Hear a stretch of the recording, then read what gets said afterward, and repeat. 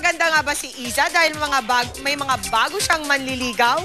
Makichika tayo kay Lars Santiago. Ginulat ni Iza Calzado ang maraming kaibigan at kasamahan sa showbiz sa bago niyang look. Pinaputulan at pinarestyle ni Iza ang kanyang buhok at marami ang nagsasabing bagay ito sa kanya. Dahil sa bagong buhok, umaani ng mga tukso ngayon si Iza. Bahagi raw ito ng kanyang pag-move on pagkatapos niyang makipaghiwalay sa US-based boyfriend niyang si Jerry Garcia.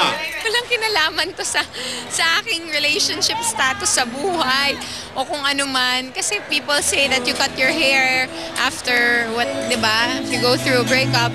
That's never been the case for me. Paliwanag ni Iza, nagdesisyon siyang magpabago ng hairstyle dahil gusto lang niyang maiba naman ang hitsura niya sa bago niyang soap opera na All About Eve. 7 taon na akong mabangok. Ganun bawat character na ginagampanan ko. Halos may pare-pareho yung look. So, inisip namin na dito sa All About Eve, ibahin kaya natin. So, ako din naman, siguro I'm looking for change also in my life.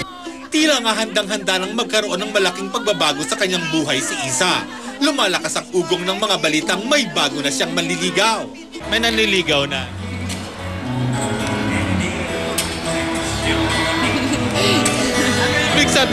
Ano ibig sabihin nun? Hindi, ano na lang, basta mahirap kasing magkwento masyado din tungkol sa buhay mo. Lalo na kung hindi pa naman ganun ka, wala pang, alam mo yun. Pero sabi nga sa kasabihan, nahuhuli ang isda sa bibig. Sa akin na lang muna yun, kung meron man, kung ilan man, ha? Kung ilan man! Lars Santiago, updated sa showbiz happening.